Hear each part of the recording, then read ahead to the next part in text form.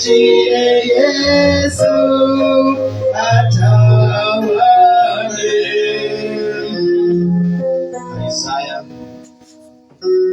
Isaya mlango wa 6 mstari wa 1 hadi mstari wa 9. Isaya mlango wa 6 mstari wa 1 hadi wa 9. Tusome katika jina la Yesu. Isaya 6 mlango wa 1 hadi 9. Katika mwaka ule aliyokufa mfalme Uzia, alimuona Bwana ameketi katika kiti cha enzi kilicho juu sana na kuinuliwa sana, na pindo za vazi lake zikalijaza hekalu. Juu yake walisimama maserafi, kila moja akikuwa na mabawa 6. Kwa mawili alifunika uso wake, na kwa mawili alifunika miguu yake, na kwa mawili aliruka. Wakaitana kila moja na wenzake wakisema, Mtakatifu, mtakatifu, mtakatifu ni Bwana wa majeshi, dunia yote imejaa utukufu wake. Na misingi ya vizingiti ikatikizika kwa sababu ya sauti yake aliyelia, nayo nyumba ikajaa moshi. Ndipo niliposema, ole wangu, kwa maana nimepotea, kwa sababu mimi ni mtu mwenye midomo michafu, nami ninakaa kati ya watu wenye midomo michafu, na macho yangu yamemwona Mfalme, Bwana wa majeshi. Kisha mmoja wa masarafi wale akaruka akanikaribia, naye alikuwa na kaa la moto mkononi mwake, ambalo lilikuwa amelitwaa kwa makoleo kutoka juu ya madhabahu. Akaniguza kinywa changu kwa kaa hilo, akaniambia, tazama, hili limeguza mdomo wako, na uovu wako umeondolewa, na dhambi zako zimefunikwa. 8. Kisha nikasikia sauti ya Bwana akasema, nimtume nani? Naye ni nani atakaye kwenda kwa ajili yetu? Ndipo niliposema, mimi hapa, nitume mimi. 9. Naye akaniambia, enenda ukaniambie watu hawa, fulizeni kusikia, lakini msifahamu; kufulizeni kutazama, lakini msione. Bwana bariki maandiko. Jehova Mungu Baba wa amani, katika jina la Yesu tunakushukuru kwa sababu ya neno hili, tunakushukuru kwa sababu ya uwepo wako, tunakushukuru kwa sababu ya kutupa nafasi pia kulisikiza neno hili. Sifa na shukrani zikurudie Bwana, maana hata mimi huyu ambaye nimesimama mahali hapa, jina langu ila Bwana likatoke kwako, katika jina la Yesu. Takatifu wa watakatifu, najiachilia kwako ni Bwana, ukanene na watu wako jinsi unavyopenda. Utukufu wa jina lako nimeomba na kushukuru. Amen. Amen. Tuketi katika jina la Yesu. Bwana Yesu asifiwe. Ninarudia maneno niliyoyasema ama tuliyoyasema ama tuliyojifunza wiki lililopita. Mimi ni nani? Bwana Yesu asifiwe. Katika Ukristo kila mtu anajijua yeye ni nani. Katika Ukristo kila mtu anajielewa, maana mahala alitoka na mahala alipo yeye anajijua na anajielewa vizuri. Unapouliza kwamba mimi ni nani, inamaanisha kwamba kuna kitu mpya, kuna kitu ambacho haujakuwa nacho na ungependa kuwa nacho ama ungependa kujua. Kuna mambo katika maisha ya mtu yale ambayo yeye mwenyewe hayajui, yeye mwenyewe hayaelewi, lakini wale wanaomzunguka wanayajua vizuri na wanayaelewa vizuri kulingana na mtamshi yake, kulingana na kutembea kwake, mambo yale anayoyapenda. Mtu aweza kusema huyu mtu ni mtu wa aina gani. Isaya anasema kwamba ninakaa kati ya watu wa midomo michafu. Uchafu wapendwa, ama uchafu wa mdomo, si lazima uwe ni wewe uliyejichafua. Si lazima iwe ni wewe ambayo umefanya ukachafuke. Walio karibu nawe, wanaokujua, wanaokuelewa, mnaotembea nao, mliozaliwa nao, hao wote wana sababu moja ama mbili ya kukuchafua wewe pasipo wewe kuelewa. Maana wao ndio wanaokujua vizuri, wao ndio wanaokuelewa vizuri, kwa sababu yale mambo ambayo unayanena ya wanajua. Mambo yale ambayo unayapenda watu hawa wanayajua. Na ni rahisi kukuchafua, ni rahisi kukuvuta nyuma, ni rahisi kukutoa katika uwepo wake Mwenyezi Mungu, maana wanakujua na wanakuelewa vizuri. Bwana Yesu asifiwe. Mswahili akasema kikulacho kinguoni mwako. Kikulacho kinguoni mwako. Wakati mwingine sisi hujifanya kwamba sisi ni watakatifu, maana tunaingia hekaluni mwa Bwana. Sisi tu wasafi, maana kila wakati tunamshuhudia Bwana, tunamuinua Kristo.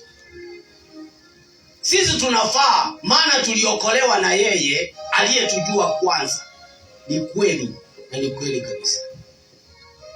Lakini kwa sababu ya vile ambavyo umetembea kwa hii barabara kutoka kwako na kufika mahali hapa, kuna mambo umeyatazama, kuna mambo umeyaona, kuna mambo umeyawaza kwa sababu ya mambo yale umeona. Kuna vitu vingi ambavyo vimepita katika mawazo yako wakati ule ulikuwa unatembea kuja. Ulipokuwa kazini, mahali ulikuwa, wote wale walio mahala pale hawako kama wewe, ni tofauti na wewe. Yale wanayoyanena si yale ambayo wewe unayanena. Kwa hivyo wakati mwingine waweza kukuhusisha wewe pasipo wewe kujua. Unakuwa mchafu kiwango ambacho wewe hauelewi. Akili yako inakwambia si mimi nilinena, hata si mimi nilisema, hata haiko karibu na mimi.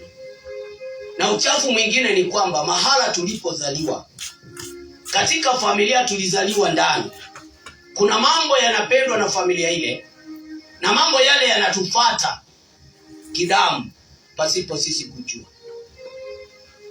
Pasipo sisi kujua.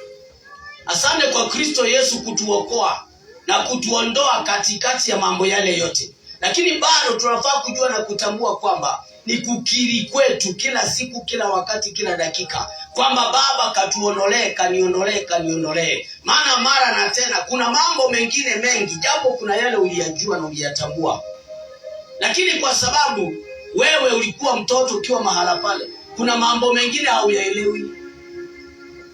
Kuna mambo mengine hata yako na baba yako, yako na mama yako, hata yako na ndugu zako na dada zako, lakini yapo ndani mwa maisha yako.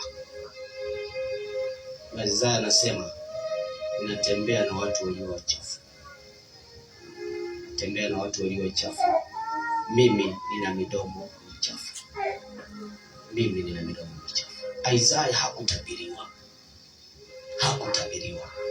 lakini ni yeye alihisi kwamba sipo jinsi ambavyo ninafaa kuwa nikiwa katika Kristo Yesu.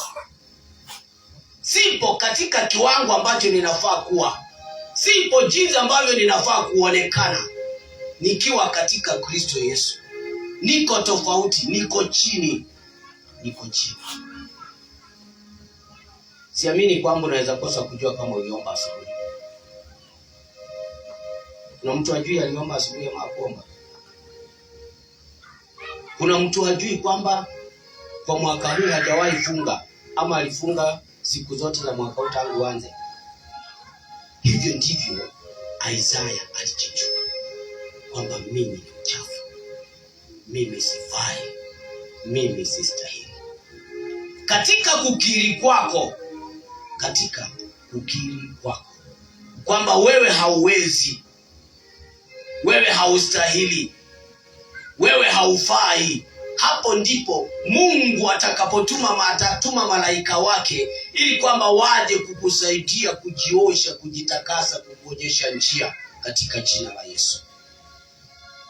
Na kwa sababu tunasimama kusema tunaweza, tunafaa, tunastahili, hapo ndipo Mungu anangojea ujitambue kwamba hauna uwezo, haufai, haustahili, ndiposa akasonge karibu nawe aweze kukusaidia.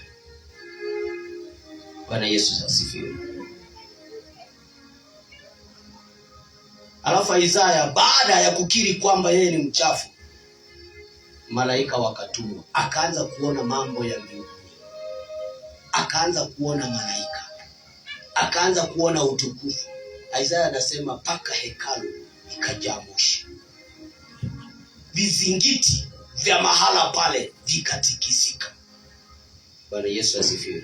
Unajua hiyo ndio sababu kwamba tunaweza kuwa kanisani na watu wengine wahisi kwamba kuna roho wa Mungu mahala hapa, na wengine wasisikie chochote, na hata wakitoka kule nje waseme leo kanisa ni libo.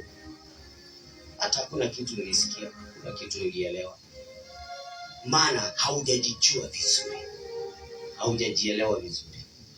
Kubarikiwa ni roho yako, kubarikiwa ni maisha yako, kubarikiwa ni akili yako. Ukibadilisha akili yako na ujue kwamba hapa tu, mahali hapa nimekaa, mahala hapa nimekuja, hapa ndipo baraka zangu zipo, baraka zako zitakuwa na utazipata. Bwana Yesu asifiwe.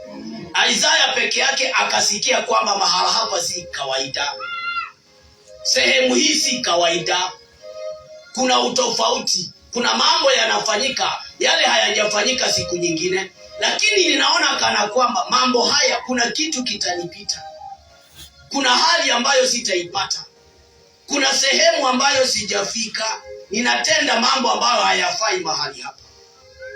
Isaya akatangaza kwamba mimi nina midomo michafu, mimi ninakaa katikati ya watu wachafu. Kwa hivyo hata kama mdomo wangu naweza kosa kuwa mchafu, lakini mambo yale ambayo wamenena walio karibu nami yaweza kunichafua.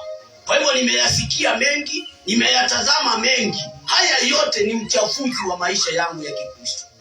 Lazima niseme kwamba hakika mimi si mwema. Mungu akanisaidie, Mungu akanirehemu, Mungu akanirejeshe kwa msingi ili kwamba nikaweze kumuona vema.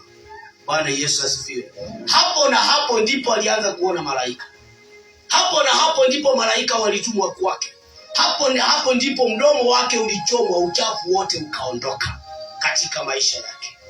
Bwana Yesu asifiwe. Akauona utukufu wake Mwenyezi. Bwana Yesu asifiwe. Hapo ndipo alikuwa tayari Mungu anapoomba mtu wa kutuma, akasema mimi niko hapa. Mimi niko hapa. Mimi ninajijua, mimi ninajielewa. Mungu ukanituma mimi, nitafanya mapenzi yako, nitafanya makusudi yako, nitafanya jinsi unavyopenda, nitafanya jinsi unavyopenda. Wapendwa, kukombolewa kwako ni wewe. Kukombolewa kwako ni wewe. Kuinuliwa kwako ni wewe. Kubarikiwa kwako ni wewe. Amua ndani mwa moyo wako kwamba baraka hizi niko nazo hazijanitosha, Sijafika kiwango ambacho Mungu alitaka. Sijui mapenzi ya Mungu kwangu ni yapi. Kwa hiyo Mungu, bado ninarejea, tekeleza makusudi yako. Kama kuna jambo lililo lichafu ambalo linanifungia nisiweze kusonga mbele, Baba, niondolee. Bwana Yesu asifiwe. Bwana Yesu asifiwe. Ikiwa uko na roho hiyo mpendwa, hakuna wakati neno litapita kanisani ama neno litakuja kwako useme huyo ni fulani. Huyo ni fulani. Hata jana nilisikia kwenye walikuwa ni hayo tu ndio walifanya. Hapo tu, hiyo tu ndio walifanya. Waweza kuwa unasema hivyo pasipo kujua ni mdomo wako umechafuka. Pasipo kujua ni akili zako zimechafuka. Pasipo kujua kwamba hayo yale ambayo mtumishi amesema ama fulani ama ule kiongozi mwingine ama rafiki yako huyo anayekujua vizuri anakutabiria kwamba kesho usipojiosha, usipojitakasa, hayo ndio unaenda kuyafanya. Hayo ndio unaenda kupitia ndani. Lakini kwa sababu ya kutokuwa wasafi, kila wakati mambo mengine yanakuwa tu ya fulani. Hayo tu ni ya fiksi. Hata mnaona tu vile yanakaa. Hiyo ni kitu nafaa kujiuliza swali. Hapo hakuna swali. Ni yule fulani wetu tu, yule fulani wetu. Hata jana walikuwa na fulani. Na yeye tu ndio alikuwa anafanya naye. Ni kwa sababu mdomo wako ni mchafu.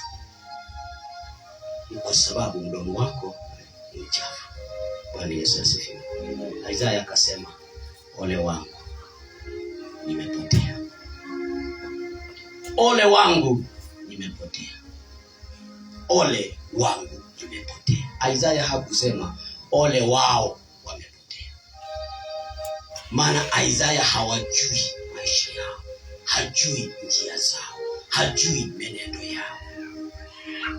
Wamekutana, wako pamoja, wako hekaluni jinsi tulivyo hekaluni siku hii ya leo. Kila mtu ametoka mahali alitoka. Kwa hivyo hakuna mtu anaelewa mwingine. Na hakuna vile unaweza sema ya haya ni ya fulani.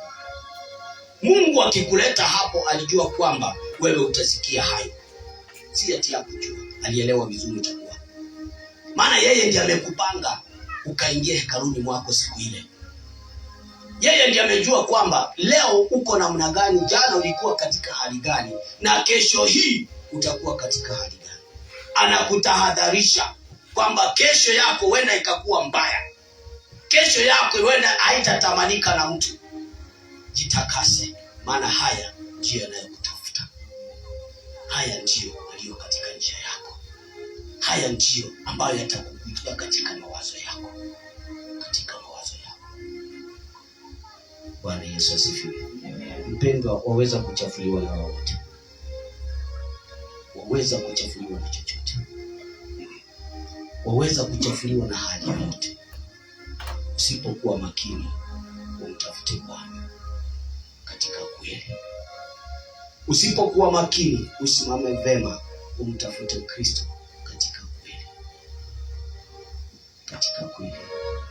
Itakusumbua, itakutesa, itakurudisha nyuma kwa sababu haujajitayarisha. Mawazo yako hayako na wewe. Mawazo yako yanaona watu wengine badala ya kujiona wewe katika hali zote. Ni sawa na vile unaweza sema ule dereva hata alianguka na gari kwa sababu yeye hata uwe waendeshi vizuri. Tunaona hata mahali alianguka si mahali mtu anaweza anguka. Haendeshi vizuri na hata amelewa. Pasipo kujua kwamba unaweza ingiliwa na giza uanze kulewa kesho. Unaweza ingiliwa na giza uanze kulewa kesho pasipo kujua. Maana hujui kesho yako. Hauelewi kesho yako. Wapendwa, tuombe kwa ajili ya kesho. Tuombe kwa ajili ya kesho. Wachana na lile limetendeka jana. Wachana na lile litatendeka ama limetendeka leo. Tafuta kujitakasa kwa ajili ya kesho. Tafuta kujitakasa kwa ajili ya kesho. Maana labda hiyo ajali inaweza kukupata ukiwa katika gari lile. Na kwa sababu wewe ni mchafu, utakosa malaika wa kukutetea ndani ya ajali. Maana uliona kwamba ni upotovu wa adabu tulifanya wakaanguka. Upotovu wa adabu tulifanya mambo yakae jinsi yalivyokuwa. Upotovu wa adabu waweza kumpata yeyote katika hali ambayo hauelewi. Katika hali ambayo hauelewi. Lazima ujitakase. Lazima kila mmoja wetu ajitakase. Lazima kila mmoja wetu atafute Mungu vizuri. Tafuta Mungu vizuri. Tafuta Mungu vizuri. Katika kipindi chako cha kuishi kule ukiwa kwako kule nyumbani, kuwa na kipindi na Mungu. Kuwa na kipindi na Mungu. Waweza kuwa uko na shughuli, mpaka shughuli hizo zote hazikupatia hata dakika moja. Hata dakika moja. Nani alisema ukifanya kazi ukiomba kwa hata ukiwa uko kwa shamba, ukiwa kwa barabara, Mungu hatasikia? Pray. Pray well. God is waiting. God is waiting. Mungu anangojea ukiri. Mungu anangojea ukiri. Utakuwa mmojawapo wale wainjilisti wazuri, maana umekiri. Utakuwa mmojawapo wale washirika wazuri, washirika wa imani, washirika wanaomjua Mungu vizuri, kwa sababu ya kuomba, kwa sababu ya kumtafuta Mungu.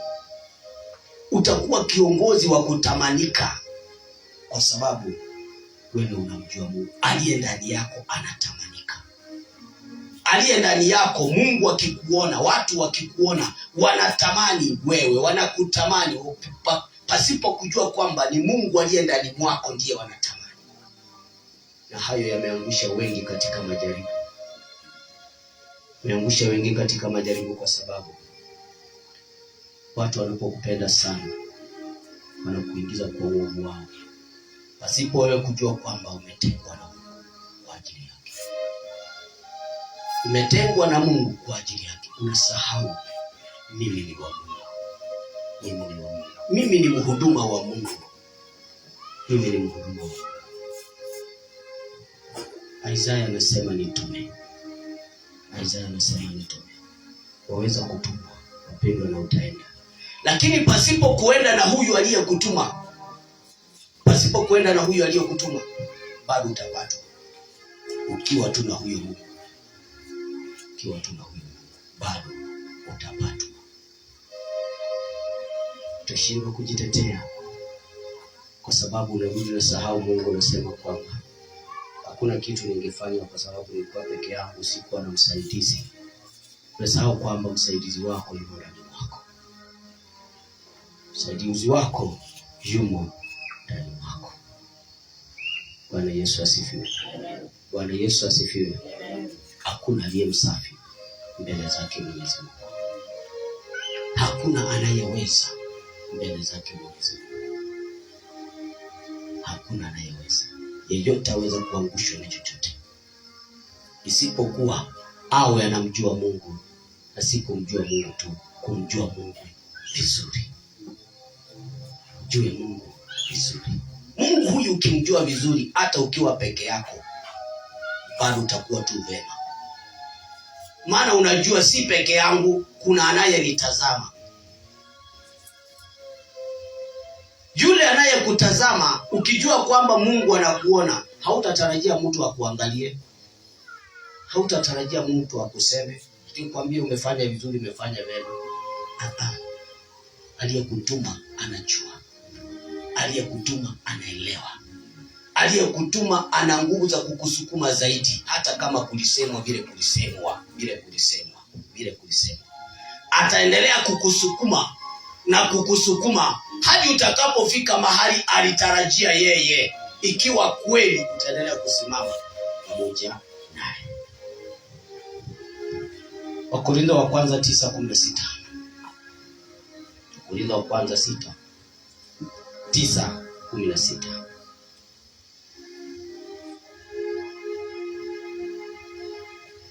Maana ijapokuwa naihubiri Injili, sina la kujisifu, sina la kujisifia.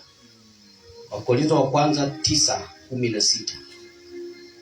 9:16. Maana ijapokuwa naihubiri Injili, sina jisifia, maana nimewekewa sharti, tena ole wangu nisipoihubiri Injili.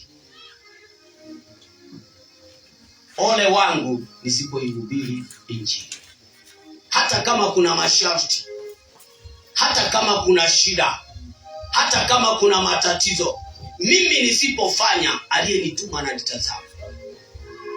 I have the supervisor that is always together with me. Yule aliyenituma ananitazama. Nisipoihubiri Injili, hata kama kuna hukumu, hata kama kuna shida, hata kama kuna tatizo, hata kama nimegwazwa kiasi gani, nisipohubiri Injili, ole wangu. Ole wangu usipo yatenda makusudi ya Mungu kwa sababu ya fulani, kwa sababu ya matamshi fulani, sababu ya matamshi fulani. Leo hata siwezi hata kanisani kufika, imekuwa ngumu kwa sababu ni hata vile karani ya sehemu alisema sikufurahi.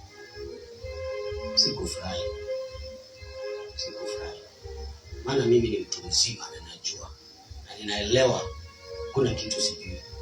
Ina walikuwa nasema huko kwetu mimi ni PhD original. Kwani kuna duplicate. Unakuwa na duplicate. Unaweza kuwa original umechafua midomo, umechafua akili. Mawazo yako ni ovyo na unajiita original. The reason why unajiita original, unataka watu waachane na wewe, uendelee na ujinga wako. Uendelee na mawazo yako yasiyo na njia. Hakuna Mkristo aliyekamilika. Kuna Mkristo aliyekamilika kuliko Yesu, aliyesema wasamehewe na wanampiga vijeledi, wanamdunga na mikuki, na anasema wasamehewe. Nasema wasamehewe tu. Wasamehewe, hawajui. Yaani hujui na hajui na anakudunga. Kwani hajui anakudunga aje? Anajua kosa kujua. Ole wangu nisipoyatenda makusudi ya Mungu. Mpendwa, ni neno ambalo linafaa kukufanya ulie, linafaa kukufanya uchafuke, kwa sababu wewe unayemjua Mungu, wewe ndio utakuwa na shida na matatizo na vikwazo vingi. Mambo mengi yatakupitia. Lakini ole wangu nisipoihubiri Injili. Haijalishi utakayoyapitia, haijalishi utakayoyaona, haijalishi matukio ya kila aina, ya kila saa, kila dakika katika maisha yako. Kinachojalisha unatimiza mapenzi yaliyokuita. Bwana Yesu asifiwe. Aishi tungeomba kiasi ya kwamba tukajue mapenzi ya Mungu katika maisha yetu. Mapenzi ya Mungu katika maisha yangu hawezi kuwa mapenzi ya Mungu katika maisha yako. Mapenzi ya Mungu katika maisha yako, utakaposimamia mapenzi ya Mungu katika maisha yako, kuna mambo hata hautatamani, maana uko sawa. Maana unaendelea vizuri. Maana hauoni shida, hauoni tatizo. Hata mtu akikwambia tusaidie hapa, unamwambia hapana, mimi naona hapa sitafaulu, wacha nikusaidie hapa. Maana this is my field. Hapa ndio kwangu. Hapa nitafanya vizuri. Maana unajua mapenzi ya Mungu. Siku hizi unajua tunafikiria mapenzi ya Mungu tu ni kuhubiri. Nisimame hapa nihubiri, niambie watu maneno, niruke juu, niwafunze vizuri, nisikie wametetemeka ndio nijue sasa haya ndio mapenzi ya Mungu. Na mapenzi ya Mungu ya hali nyingi katika maisha ya wanadamu. Maana sisi sote hatuwezi kuwa pastors. Sisi sote hatuwezi kuwa karani wa assembly. Sisi sote hatuwezi kuwa CD. Kuna mambo mengine mengi ambayo tunafaa kuwa tunayafanya tukiwa hekaluni mwa Bwana. Na Mungu aliyekuita akakutoa mahali ulikuwa, alikuwa na kusudi na sababu. Anajua huyu ako na kipawa hiki, huyu ako na kipawa hiki, na huyu akiomba vizuri ndiye anaweza kusaidia pastor, na huyu akiomba vizuri huyu ndiye atasaidia, huyu ndiye atajenga lile kanisa. Kila mtu ana kipawa chake. Lakini kwa sababu ya kukosa kuyatafuta mapenzi ya Mungu, ndipo tunafika mahali pa kuona wengine. Shukuru Mungu kwa sababu ya mtumishi wa Mungu wa Isaya. Akaona kwamba ni yeye aliyemchafu. labda yeye ndiye anafanya watu wachafuke. Bwana Yesu asifiwe. Umewahi jiuliza, mimi nikiwa kwa kanisa hili, mimi nikiwa hapa penye niko, ni mimi naweza kuwa ninachafua watu wanakosa kuingia hapa? Ni mimi ninaweza kuwa siongei vizuri, ni mimi naweza kuwa sikaribishi watu vizuri katika kanisa hili? Ndio liko jinsi lilivyo. Ni mimi ama ni wewe ama ni nani? Mimi ni nani? Mimi ni wa kukaribisha ama mimi ni wa kufukuza? Waweza kuwa hata hujui. Waweza kuwa hata hujui. Katika maisha yetu wapendwa, kwa sababu ya kukosa kujijua, kukosa kujielewa, unaweza kukuta kwamba kwa sababu ya kukosa kuomba vizuri, unakuta kwamba katika maisha yako kuna roho fulani ya giza ambayo wewe haujui na wewe hauelewi. Lakini mtu akikutazama hivi, anasikia si wewe anayejua, something else, anaachana na wewe. Kwa sababu hujasema kwamba nimechafuka, nioshwe. Wewe unaishi na ule uchafu, Unajaribu kuongea na watu vizuri, na hata saa ile unapomuita mtu ongee na yeye, mtu hata anatoroka, kwa sababu hata hakuoni wewe, anaona ile roho iko ndani mwako. Na hata si mapenzi yake, yeye hata saa zingine haelewi ni kipi hicho kinamtorosha, hajui ni kipi hicho kinamtorosha, lakini anasikia tu hata hakupendi. Nasikia hakupendi kwa sababu ya ile roho iliyo ndani mwako. Mimi ni nani? Mimi ni yapi ninayoyafanya yaliyo mazuri yanayofaa? Mimi ni kipi ninastahili kukifanya ndio mapenzi ya Mungu yatimie katika maisha yangu? Mimi ni kipi ninachostahili kukifanya ndio niwe na ujasiri kwamba hata nami ninaweza kumtumikia Mungu kama Isaya, kwamba nitume mimi ni hapa, nitume. Mimi ni hapa, natamani kukutumikia. Mimi ni hapa, mimi ni wako na sina mwingine. Mimi ni wako.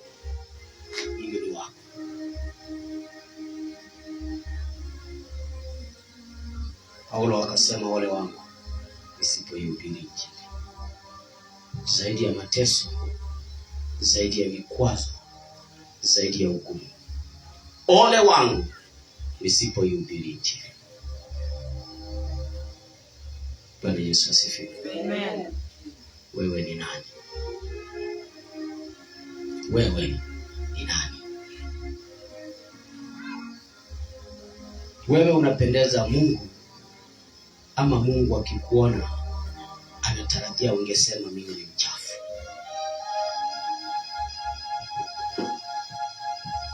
Wewe unapendeza jirani, ama ukiingia wanasema amekuja, ufunge mlango? Kuja funga mlango. Kuna watu mpendwa, anaweza kuja kwako hata saa zingine hajakuja kwako, ni kupita tu anapita, unasikia tu mwito mpenda kitu. Unasikia tu huyu anafaa kupewa kitu. Yaani roho ile iko ndani mwake ni asaidiwa inuke zaidi. Na kuna mwingine hata kama ulikuwa mahali anakuona, unamwambia Mungu nisaidie simuone. Nisaidie tu. Nisaidie. Bwana Yesu asifiwe. Wewe ni yupi? Wewe ni yupi katikati hao watu wawili? Wewe hujawahi fanya hivyo? Hujawahi fanya hivyo wewe? Ninyi ni wanadamu, msijifanye mko mbinguni. Ni wanadamu. Bwana Yesu asifiwe. Amen. Naomba wapendwa, kila mtu ajijue kwamba pasipo Kristo Yesu katika maisha yake, you are nothing. And you can do nothing. Utajaribu mpendwa, hata kama utaweza pewa zile pesa zote umewahi kutamani dunia hii, utajaribu kufanya jambo halitawezekana. Pesa zile zikitawanyika hata uelewi zitawanyika na wewe. Na yule mtu anaenda kibarua cha kila siku anapewa pesa fulani tu kidogo hapo 30, 300, 200 hizo. Unaona tu akifanya mavitu zikinawili. Unakosa kuelewa hapa mambo haya mawili. Huu mshahara ninaoupata na hii pesa huyu ndugu huyu dada anapata, kwani tofauti iko wapi? Mbona anafanya vile anavyofanya, mimi nakosa kufanya vile ninavyotarajia kufanya? Ni kwa sababu ya kujichafua pasipo kuelewa. Wapendwa, usitarajie kwamba ufanye dhambi ambazo kila mtu anaona ndio utubu.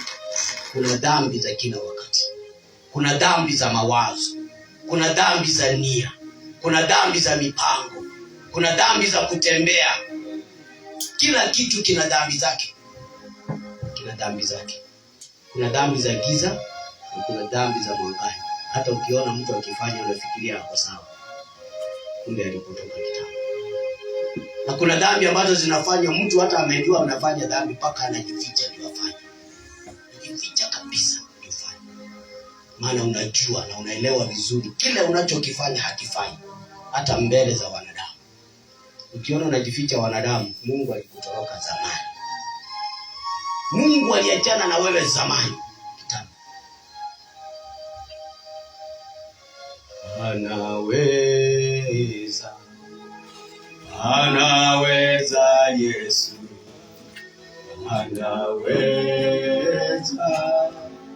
anaweza Yesu, anaweza Yesu, anaweza Yesu. Baba ni mwalimu Yesu. Simame. Ni mwalimu Yesu, ni mwalimu